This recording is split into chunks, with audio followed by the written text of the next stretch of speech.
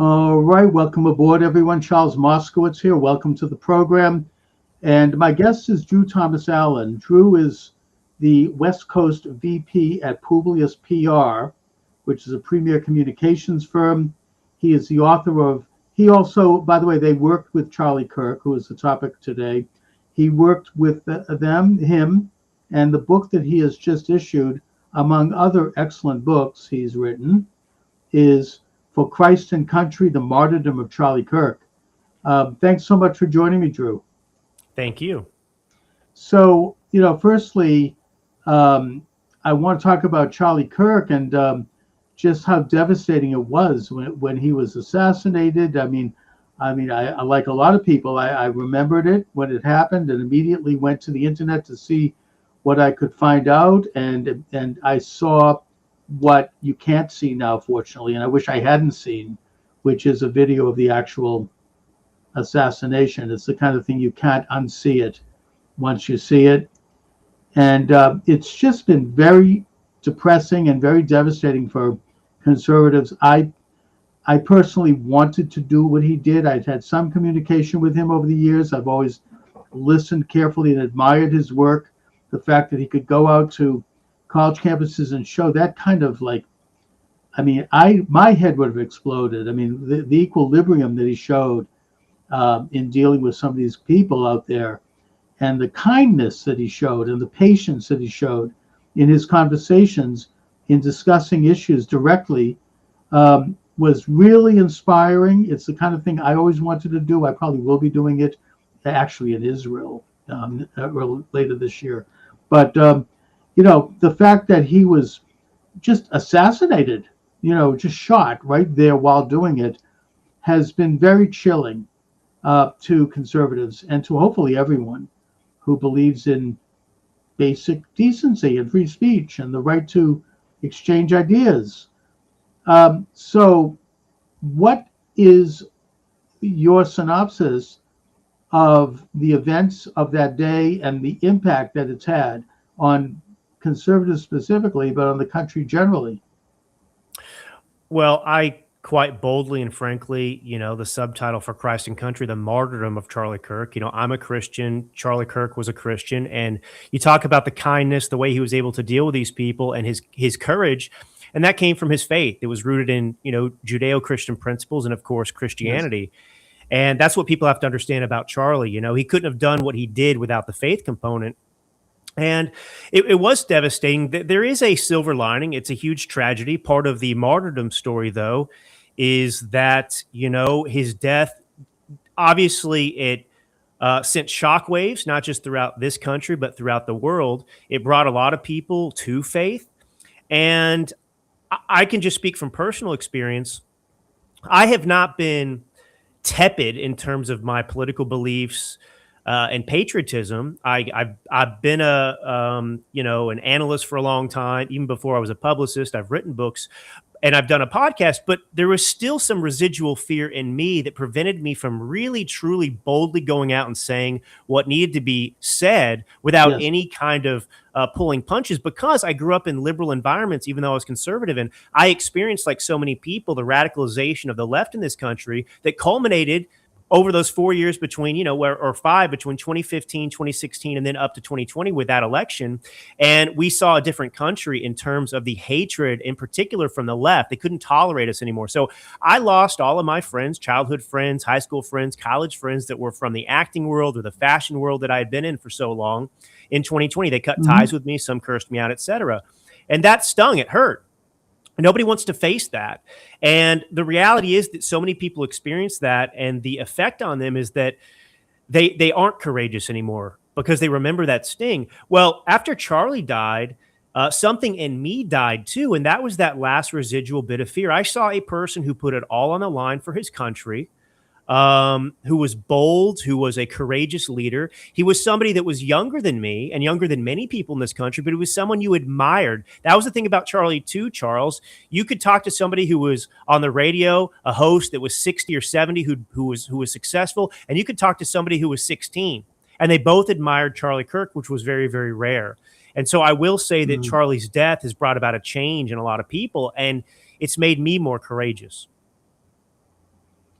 I mean, I have had similar experiences. One of the things I admired about Charlie is that he spoke plainly and simply about his faith and about his belief in this country and his understanding of the political philosophy of this country, which he articulated in a way that is unlike anyone on the scene today. And the fact that he openly professed belief in Christ and God, that inspired me, even though I'm not Christian, but as a believer. And, that somebody could march out. I mean, that's what Jesus did. And look what happened to him. I mean, you go out and you profess faith openly, and it brings out, I mean, for lack of a better word, maybe not a better word, the satanic element in some people and in society. I had a similar experience in that after President Trump was elected. I mean, I've always had people who have disliked me on the left, especially since I ran for office. But then that really was a breaking point. I mean, I literally had to change my last name for this podcast because of that, to protect my family. And the amount of hatred and enmity that I came across, including people who were very close to me, even my own mother. I mean, people would just couldn't deal with me anymore. And I think that's happened to everyone across the country. That kind of, it's like it just tilted the left over the deep end. And that's what led to Charlie's assassination. And that's what's leading to the violence that we're seeing in this country now, which is 99% on the left. What say you about that? I mean, I certainly think that's part of what's happened here.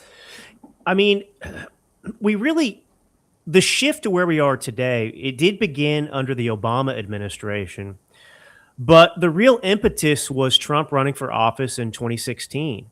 And that's where you had Hillary Clinton, for example, go into a room full of donors in New York City, and she called half the country, deplorables, that we belong to the basket Right. of deplorables.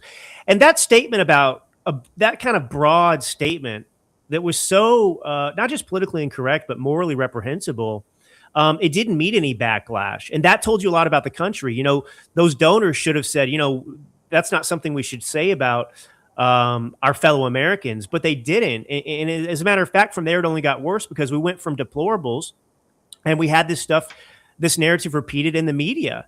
And it went from deplorables to Nazis, comparing Donald Trump to Hitler and Stalin and Mussolini. It was this campaign of dehumanization that began. And once Trump was elected in 2016, you had hatred that we'd never seen before for an elected official at that scale and with that type of a targeted campaign with the Trump-Russia collusion lies and everything else. And so after this 4 years of a sustained campaign to destroy Donald Trump, that went into the left's minds, Democrat voters' minds, and it turned them against their fellow citizens. And it continued to escalate and escalate and escalate. And so Charlie Kirk, you have to remember, he really became popular in 2016, even though he'd been around for 5 years or so or more building that organization. It took off in 2016 with Trump. And he became a voice that a lot of people listened to. And he was obviously a threat to the political power of the left because he was converting a lot of college students who had been indoctrinated to see the light and the truth. And what the left does, and this goes back to Saul Alinsky and Rules for Radicals. I mean, the leftist ideology is very dangerous at its core. And what they started to do, of course, is they isolate targets and they dehumanize them. So Charlie Kirk's organization and he himself were put on, watch lists effectively that people have probably heard about by now, that they were listed with the KKK, as basically a Nazi organization. We had a campaign by the Biden administration from 2020 to 2024 that used basically false information. They cooked the books and they used the FBI to push it out there too. But the Anti-Defamation League was important to what they were doing. And what they were doing is saying, we don't have a left-wing violence problem in this country. It's exclusively from the right, right? Radical groups, et cetera, come from the right, which wasn't true at all. We could see it with our own eyes. And so Charlie Kirk, they labeled his speech violence. And so you create this culture in which your political opponents are dehumanized And obviously it creates a permission system by which you can attempt to assassinate or even kill your political opponents. And then we saw after Charlie Kirk's death something that we saw on 9/11, which was, you know, Muslims were celebrating in the Middle East after 9/11. Well, after Charlie's death, the same thing was happening here. It was people I went to high school with, Charles. It was people. It was your neighbors. It was even, you know, first responders, people who were leftists, and that is something that should have sent shockwaves through the country. But we still haven't addressed it. Now, I think that a lot of the people that we're talking about are friends and neighbors who, you know, if you ask them if they can articulate what it is that they dislike about President Trump or about Charlie Kirk, whomever, they really can't answer that. They fall into like this kind of state of shibboleth. I mean, they start to spew nonsense. And I think that most of these people are not conscious of what's going on. They don't understand how they've been indoctrinated by the media and by people who are fully witting and fully conscious people. You mentioned the ADL. I mean, we now know the Southern Poverty Law Center. I mean, they literally had people on the payroll who were instigating, you know, these events. I mean, the Ku Klux Klan, the events at Charlottesville. I wonder who was on the payroll on that one. I mean, they literally were spending money to create and agitate, and then raising money based on the results and falsely framing the issue. Anyone who scratches the surface of 90% of what comes out about Trump realizes that it's a lot of BS. It's either right out flat lies, or it's these twisted, you know, they'll take something, you know, that he said and they'll splice something else on it. And, you know, this whole effort, these people are not unwitting. They're fully conscious. They want to destroy Trump, and they want to destroy the movement he's around, and they'll openly admit that. But I think that people who, like, you know, like relatives that I know, they don't know what's going on. They're unwitting, but they've been, I don't like to use the word brainwashed, but I mean, this constant drumbeat is like Chinese water torture every day on the media, drip, drip, drip. You know, it basically has transformed people in a way that they don't even realize. I mean, it seems to me to be today as bad as ever. You know, I mean, the fact that Trump is taking a position on election irregularities and giving a speech about it, that used to be a cause of the left. If you look at like Elizabeth Warren, my senator, she initiated an act in 2018 to end voting machines and to go to all paper ballots. Of course, she won't talk about that now, and I've asked her about it. She won't talk about it. But now it's like any mention of these things, they don't, I mean, it's not like they're thinking it through. It's just they censor it openly, and they go into like, I don't know, there's like a little computer chip in the back of their brain. Bing, all of a sudden, it's evil. Oh, we can't talk about that. Well, I mean, yeah. Well, it's just you're onto something important, and the root of it is that to understand the left and how they behave and how they abandon so-called stances that they had yesterday and exchange them for an opposite one the next day, whether it's the abortion issue or the transgender stuff that's just out of control and gender theory and all of that. You have to understand that the left doesn't have principle. It's all about power. So on the right, even people who aren't people of faith, although, you know, most people on the right are people of faith, you know, we believe in transcendent power. And Charlie Kirk would talk about this often on college campuses. There are immutable laws of right and wrong, of good and evil. And of course, you know, that's what Western civilization is built on. And the left is trying to tear that down. The left doesn't believe in transcendent power because politics is power for them. You know, they worship at that altar of power. And so they view themselves in a way gods too. So I'll give you a perfect example. This is why the abortion issue is actually so significant. You know, a lot of people, it's not just about the fact that, yes, that is, you know, life begins at conception, and that people that support abortion, it's mainly about inconvenience or convenience. And so the same person on the left that gets an ultrasound at 8 weeks or 9 weeks or 10 weeks, if they want the baby, they tell everyone they're pregnant and they have a baby and they celebrate the sonogram or ultrasound. But if they don't want the baby, they simply dismiss it as a clump of cells because they don't want the child. That's how they determine what is life or not. And both things can't be true, of course. It either is or it isn't. And so when you approach the world that way, where you get to decide what your truth is in any given moment to suit what immediately helps you. That's how you get Charlie Kirk being assassinated, and the same crowd that champions, abortion on demand and infanticide effectively at this point, they can dismiss Charlie Kirk's life and say, well, he was just a clump of cells, or he was just his words were violence, and so it was permissible to get rid of him. And so the left doesn't have any restraints or boundaries.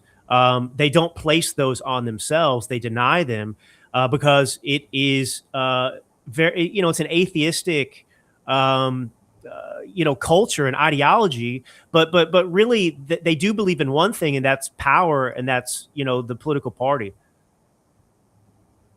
Right. I mean, they can invent realities. They don't recognize any kind of transcendent truth. It's all subjective. It's all whatever you want it to be. There's no order to the universe. It's all made up by the powerful. I mean, this is the root of what's called critical theory as it was developed. Everything can be divided up into two camps, and people can be put into that and in a way lose their individual identity when they are put into it. And yet, you have these unwitting people. I mean, I'll just give you an example, a very close person in my life. When you had the whole transgender thing come out, which was a completely manufactured thing, I remember talking about it with her, and I was saying, do you realize that young children are having their breasts removed and being castrated and we were both horrified by this as the inhumanity of it and the bizarreness of it. And then I spoke with her. She was a woman of the left. And I spoke with her about 3 months later, and she was all on board with it. It's like something happened. I don't know if somebody got to her, but I see that all the time. It's like this kind of like they get in line with this party aligned thing. I mean, it's like you lose your mind with this. Yeah, it's really troubling, and it's a very important thing for people to understand the distinction between the left and right. And I don't even like those labels, Charles, because those are imported from Europe and from Russia, and they're not really accurate, because the way the left talks about left right, they'll say right is fascism, but the left in this country, the Democrat Party, is both fascistic and they support communism. So they're both ideologies of tyranny. So anyway, but we can keep using them because people are used to them. But right. the right, we put up guardrails, right? So if a politician were to come along tomorrow and they've tried that, I mean, look, first off, I just want to say this, right? People are born into sin. And so nobody's perfect, and no political party is going to be perfect. You use the instruments that you have to try and create a better country and a better world. But on the left, they can say, like you said, yesterday it's abortion should be safe, legal, and rare, and the next it should be, taxpayer-funded infanticide. And the Democrat voter doesn't even shake their head. They just simply adopt that as their new point of view. That could never happen with that sort of speed on the right, because we do have principles. And so the big problem we have on the right is that we constantly have the war with the rhinos and everything else that really are establishment. And so we've been engaged in that war on the right for a long time. But the left doesn't really have that type of pushback. Look how the left has been swallowed up by the Democrat Socialists of America, going around the country and not only, putting forward, but electing people like Mamdani, electing people like Karen Bass in Los Angeles. These are people who are avowed communists. The head of the Democrat Socialists of America is actually a communist. And what they're doing, Charles, is it's like boiling the frog. So, socialism 10 years ago, definitely 15 or 20 years ago, but, in a lot of people's lifetimes, socialism was not something you would come out and say that you were, because everyone understood that it was a dirty word, that it was a bad thing. Right. Well, now you have people openly running and being elected as Democrats, as socialists. Well, the next step will be communism, and that's where they're going with this. Then, what socialism is today is going to be what communism is tomorrow. Right. No, I entirely agree, and I do think that just to give a little broader view of it, President Trump has to, somehow with this administration, we need to do something to bring about some of the promises that they made with regard to reducing the cost of groceries, because that's what it comes down to, Yeah. and reducing the cost of gas. If you take a look at, I heard Steve Bannon make this a point the other day, and he's absolutely right. Preceding the Nazi takeover of Germany, preceding the Bolshevik takeover of Russia, preceding the radicals taking over the French Revolution, you had a country that was economically, the dollar had been devalued to the point where working people were really suffering. And so they were open to this kind of thing. And that has a certain element of dynamic in what's going on right now in the Democratic Party, why the radical left is starting to take over. So there is some responsibility right now with us to try to bring about the economic changes. I know it doesn't happen overnight, but hopefully the war can be won quickly in Iran, and that's I think what President Trump's trying to do. So my guest is Drew Allen, and the book is For Christ and Country: The Martyrdom of Charlie Kirk. Drew, I want to get to the tough issues of reactions on certain elements of the right to Charlie Kirk's assassination, particularly that of Candace Owen. Now, I don't know a lot about her. I admired her testimony before Congress when she challenged the way she was being portrayed by the left, and I thought she was quite articulate in that regard. But she seems to have gone off on some kind of a tangent with this, and she's attacking Charlie's widow, and she's claiming that she was a good friend of Charlie's, and that he, was saying various things about the Jews and that sort of thing. What's the deal with that, with her, the kind of conspiracy theories that she's weaving? I will say there's a couple things. One is financial motivation, because she's on her own and she's on YouTube, and so you're paid based on how many views you get in ads, right? So in this wild west of media, there is a financial incentive to rabble rouse and do things like this. But I think secondarily, the way she's carried it out, it seems personal to her. It seems like she's got an axe to grind. I can tell you, not from personal experience, but from people I've talked to and that I know and that I've seen from TPUSA and really close in the Charlie Kirk orbit. Candace Owens was a friend of Charlie's at one time. It was a long time ago. And without Charlie Kirk, you would basically have no Candace Owens. She was a leftist before she became, a Trump supporter. And what we tend to do on the right, which I lament, is that we kind of play into the projected reality that the left puts on us, which is, you're racist and bigots and this and that. And so when somebody who's black and articulate comes along and they say anything that is close to what we believe, we glom onto them and we prop them up and we act like, we got a token black person, which is not true, because there's, the right is not racist, but we still play into that game. And so that's kind of what happened with her. Right. Now, they parted ways over, her praising Hitler at one point. They let her leave without firing her. And I think this is who Candace has actually always been. I think that the Trump supporter has actually been the disguise to further her career. And now you're seeing who she actually is. Now, Candace claims she was such good friends with Charlie, and yet she is destroying his legacy. She is destroying and attacking and making life miserable for his widow. And she was not invited to his wedding. So I don't know how many people out there can claim to be best friends with somebody and they weren't even invited to the person's wedding. And I was friends, by the way, Charles, as we're talking from the beginning, I was friends with plenty of people and leftists in the past. Well, I'm not anymore. So the fact that I was once close with someone says nothing about how the relationship ended or is presently. Her conspiracy theories have made some headway, however, in that I've heard other people spouting it. And there's one in particular that I really feel I need to address, and that is this video that's being promoted by Stu Peters. Now, Stu Peters clearly is an anti-Semite, and I'm not in any way a supporter. I mean, I think he's actually a pretty good talk show host, but I'm not on board with him at all on those issues. But he does show this video. I don't know if it's real. I don't know if it's manufactured, where it shows Charlie at the moment when he was killed, and it shows something going on with the clip-on microphone on his shirt. That the microphone looks like it exploded. There's like a puff of smoke, and his shirt kind of billows up, and he suddenly has a pretty shocked look on his face. And I've seen it.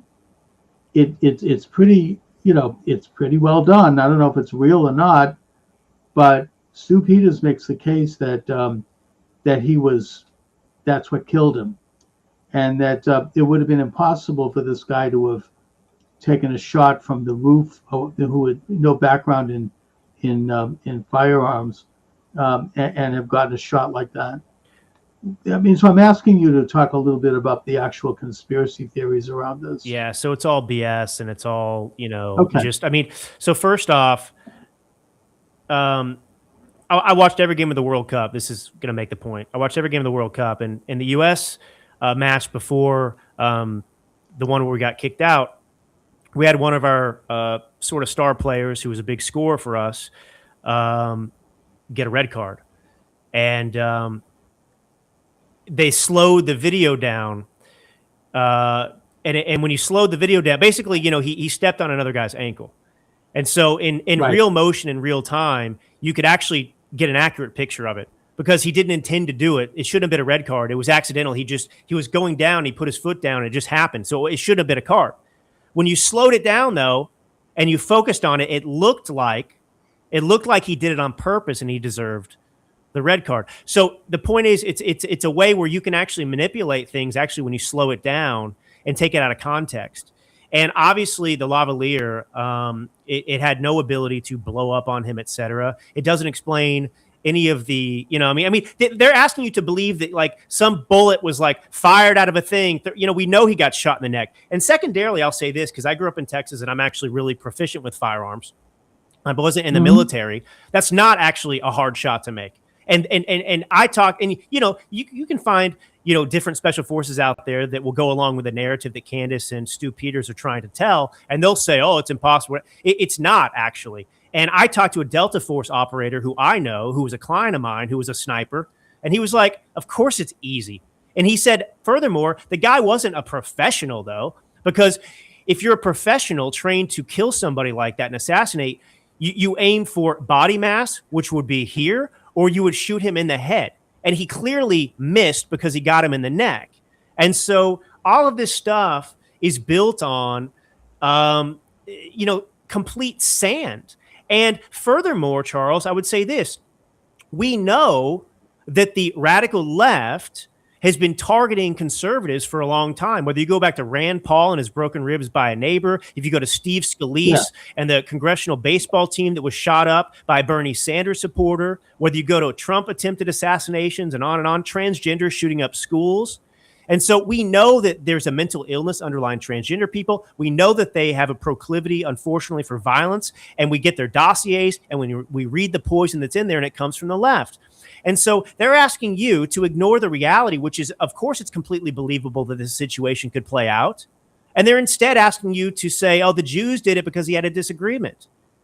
It's totally insane. No, I mean, it's, the conspiracy theory goes to smearing not just Charlie Kirk's widow, which is horrible, but people at TPUSA. Various people have been accused of being insiders who are gaining from this, and there's this whole, body of conspiracy theory around it. I don't think that anything about this incident has been hidden. This isn't like the Kennedy assassination where you still have documents, 40 years later that are still classified. I think that it's all, Well, it was believable from the start because of what we've observed in the country to begin with. And then the pretrial was one of the most astonishing things I've ever seen, because basically it was like the trial. I mean, everything that you needed was laid out there, and it confirmed what we were told and kind of witnessed ourselves from the beginning if you weren't looking for conspiracy theories. I mean, Candace Owens was saying he was never even on the campus, Tyler Robinson. And they showed, 4, 5, 6 videos of him being there, of him going to Chick-fil-A beforehand. So Yeah. and they'll still claim, well, it wasn't, she said, for example, in one of the videos, like, it couldn't have been him because of a height issue. I think she was saying he was taller than they were making him out to believe. And then, of course, you had video of him being, I think, pretty short, going up the stairs level with a girl. So my point is, you saw the pretrial stuff. His DNA's all over everything. His parents turned him in. He confessed. You've got all the evidence you need. And the conspiracy theorists want you to believe that all of that was created by Kash Patel and planted. Yeah, I mean, I no, I'm glad you're making this case. I mean, it's and there is a big motivation. I mean, let's face it, for people to get clicks, you get addicted to that, and I can see where Candace Owens wants to be relevant, and plus, yeah, I mean, there's certainly like questionable ideological connections with her. So, I mean, the trial has taken place. I've watched a good part of it, or listened to a good part of it, actually carried by Steve Bannon. And yeah, I mean, it seems to be pretty open and shut. Yeah. Who is this guy who assassinated Charlie? Well, he was. I mean, what was? Well, first and foremost, he was in a relationship with somebody who was transgender. So we know his point of view. He hated Charlie Kirk.